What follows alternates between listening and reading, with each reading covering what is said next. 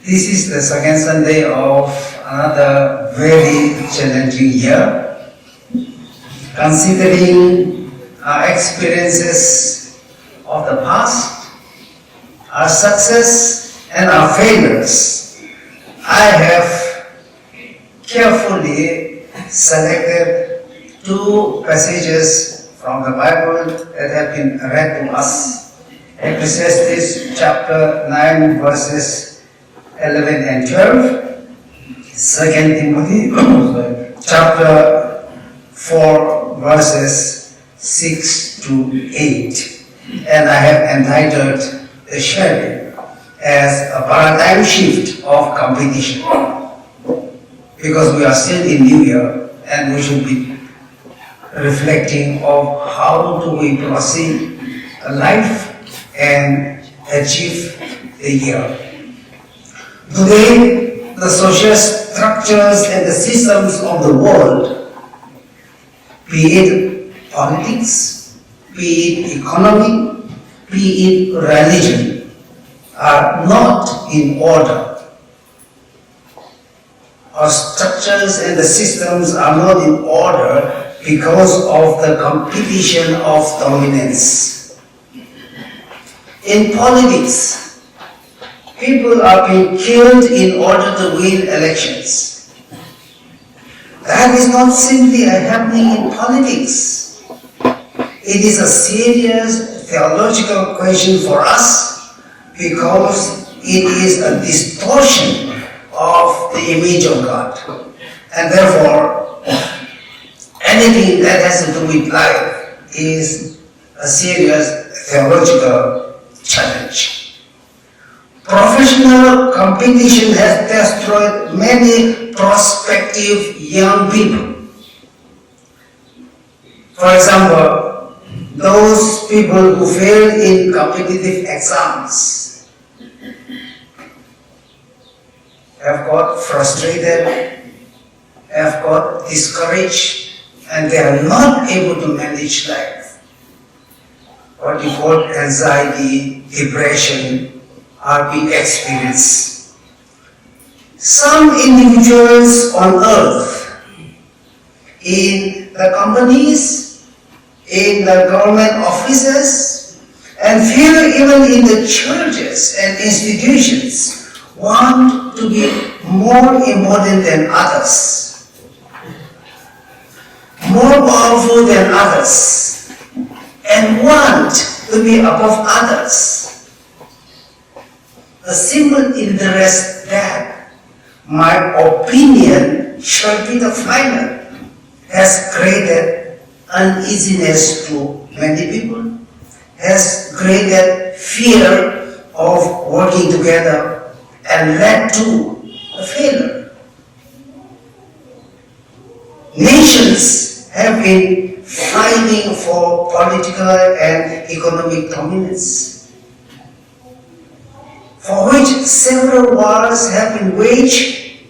Recently waged wars either in Europe, West Asia or Middle East are all because of economic competition.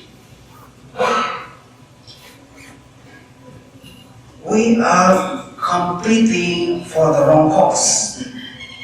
Even now, if China and America decide to fight war, or India and China do the same, it would be because of economic competition or economic interest. Nations are going to fight for that very aspect of the society or human life. Nations want to use weapons and ammunitions, and also wish others to do the same, so that they can make bigger business in post-war period. So they want to wage war for the purpose of their market. Their ideological calculation is that many nations would buy weapons from our nation, from our country, so that our business will be weak. Different religions are fighting for no reason. There will be no winner in their fight, in their competition. It will only be a matter of losing their religious dignity. Many of them do not think and understand those possible outcomes of their fight and the competition. For example, in our land, the Hindus may be able to apply force on Muslims, Christians, Buddhists, Sikh, Zoroastrian, etc.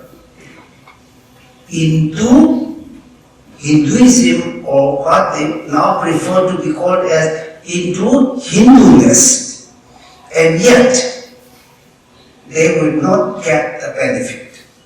Even if they are capable of doing this, they will not get the benefit of doing that. I do not think that by making India or Bharat as a Hindu nation will become better for all of them and for all of us. Not convinced yet, because the logic is not clear.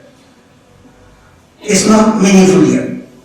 There will be much more religious volitions in their religions and in our religions.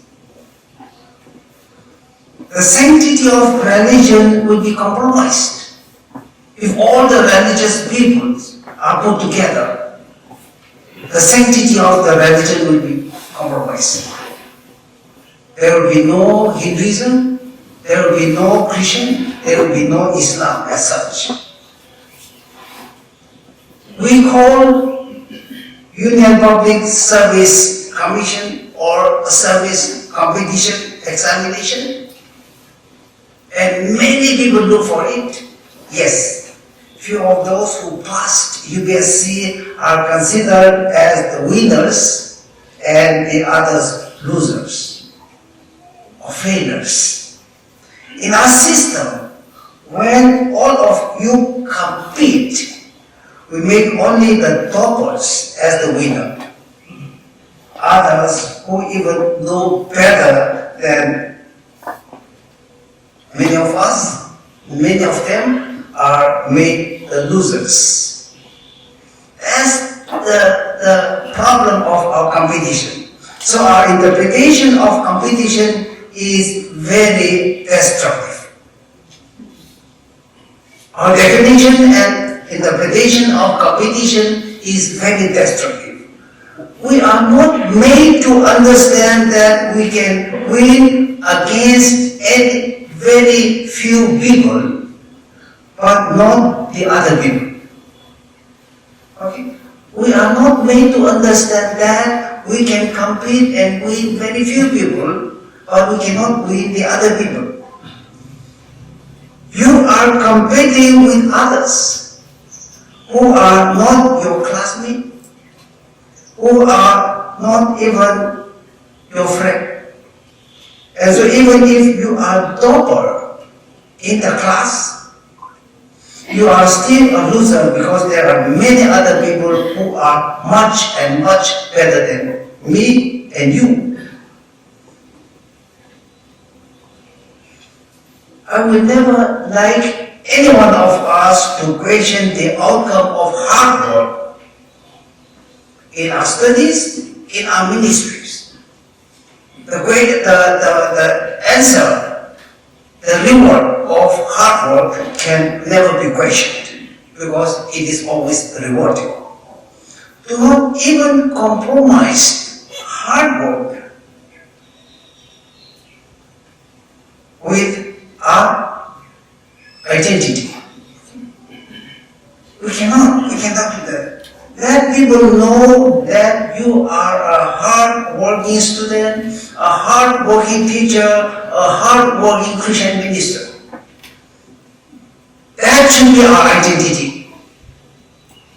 Otherwise, we cannot be a lazy Christian minister. No, I don't think that is meant for us.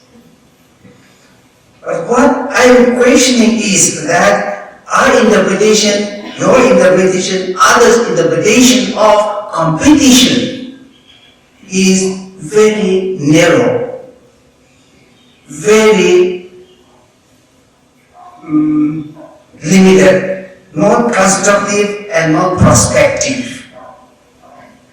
And why should we continue with that kind of definition and concept of working together, competing with one another, where it does not benefit either of us? Christian churches are competing in infrastructure development.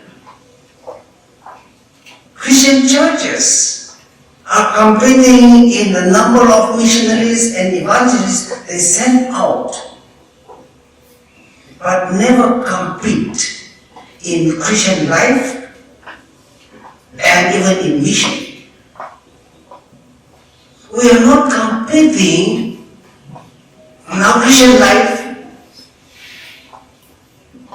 and our mission, but we are competing only the number of the missionaries, the number of the evangelists that our church send out to the other world.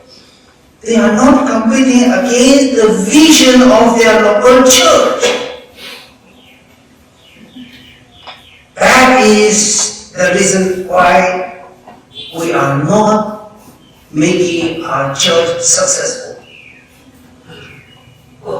We are competing for a wrong thing and not competing to the vision that we have set. Okay? Competition is important. Competition is good when that is directed towards a positive outcome.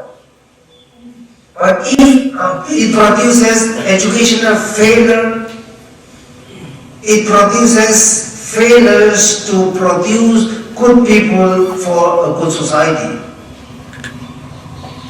then we cannot continue with that perception and understanding. In 2 Timothy chapter 4 verse 7, we read, I have fought the good fight, I have finished the race, I have kept my faith. That's what Paul said. It does not mean that Paul had killed all his enemies and defeated all the competitors on the track. He is not talking about that. And he does not want us to even do that kind of competition. But it intends to mean that he had tempered his mind. This statement says or means that he has tempered his mind. It means that he had maintained faith with perseverance. It does not mean that he had become better than others and others have become bad. No, the Bible is not interested in making anyone bad. And Paul is not for that. The Bible is not encouraging us to become good and make others bad. That is a selfishness. The Bible does not endorse to that. It talks about fulfilling one's own duties of life. Whether I am able to complete my task, whether I am able to achieve the assignment that is given to me. That is what Paul is trying to make people understand. This text does not mean that Paul had achieved all what he wishes in life. No, I don't think. It does not say that he had topped the ministry. He was thoroughly aware of his failures as well. When he made that kind of statement, He was not trying to claim that he was the man who converted the highest number of people into Christianity and established highest number of churches. He is not claiming of that. This text has a great positive intention. It is to remind us to think beyond our ego, that I am the best, I should be the final, I should be better than others. That's simply an ego, human ego, that we must struggle against and struggle it out. It is a text that reminds us to review how many people have become discouraged because of us.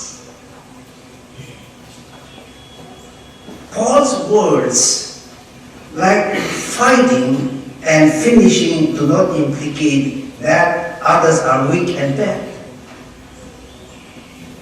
He is much more positive than what people very often understand of. Based on this text, a paradigm shift that I talked about this morning is that each of us must enter into competition. All of us and each of us must enter into competition.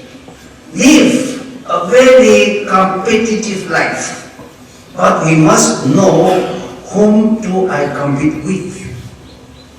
For us, as theological students, as Christian ministers, as people of God, we must compete with life. We must compete, but we must know whom do I compete with. I need to compete against myself, and you need to compete against yourself.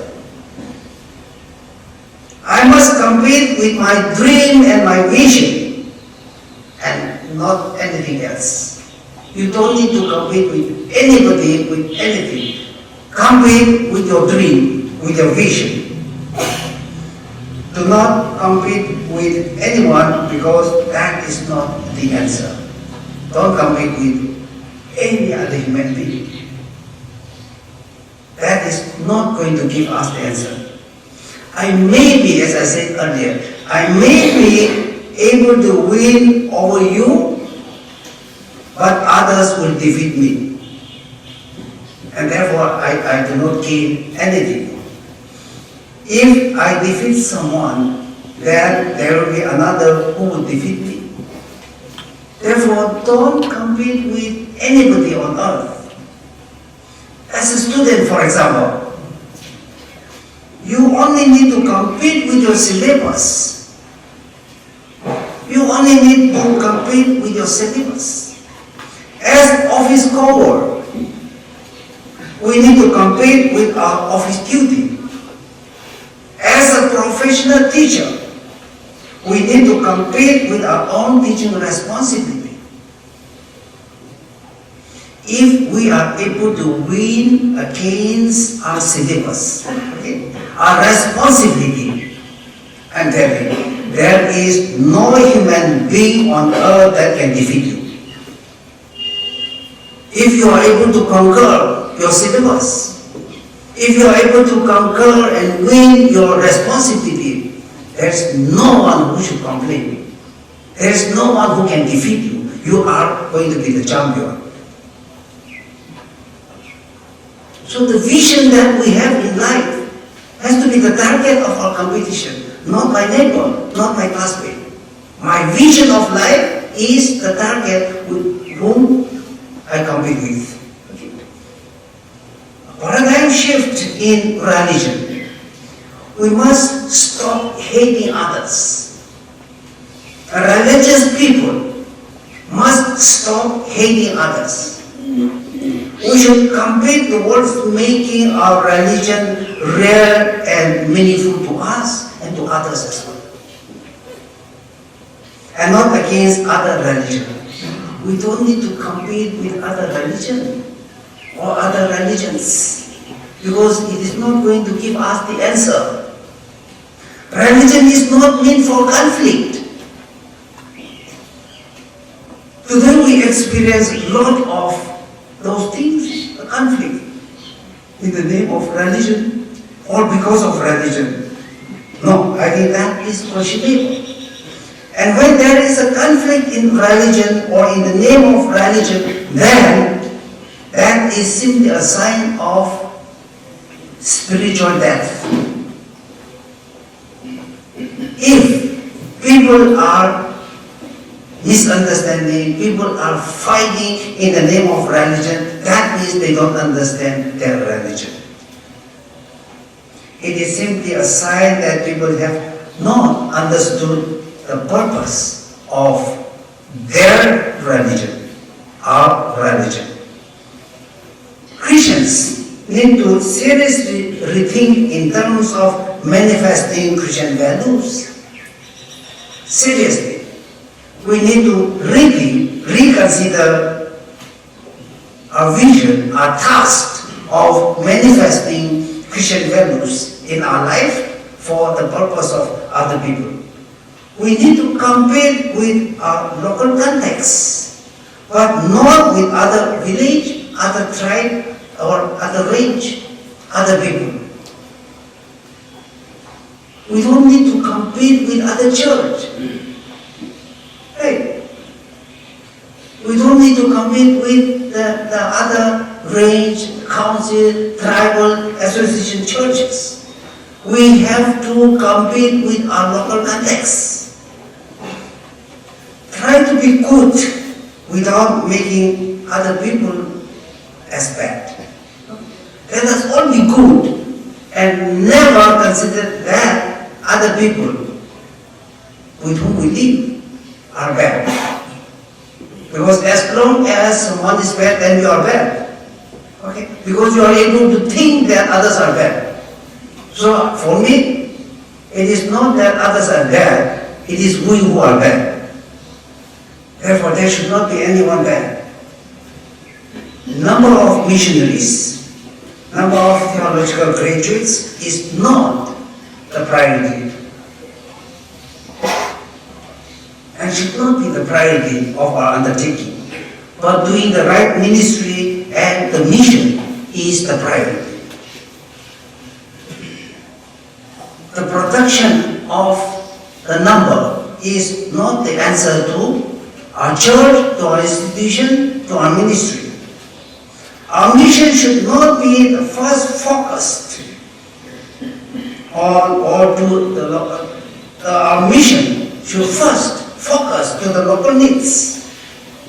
We cannot speak about mission beyond the border while we are losing our young generation. Our young people should be our focal point of our mission. Otherwise, it becomes very superficial. Because on the one hand, we are losing our generation and we are speaking about the mission to other people. No, that is not realistic enough to our time. And we are not living in that kind of challenging world. Our challenge is different. I have fought a good fight. I have finished the race. I have kept my faith. Implicates us to rethink our history and vision together. Our past and our vision together. It warns us not to glorify the past, but present to understand how many young people are losing their life and for what. How many people, young people, are losing their lives and for what? What is the reason? Who is responsible to this loss? It also implicates us to understand that those young people who die of overdose is not because of them. It is not their choice. But the society is responsible. The church, Christian church, is responsible. We must work to capture and conquer such. As long as we compete against one another, please note that we will not develop and grow. As long as two of us compete one another, I tell you, our society is not going to grow. Our college is not going to grow. Our church is not going to grow.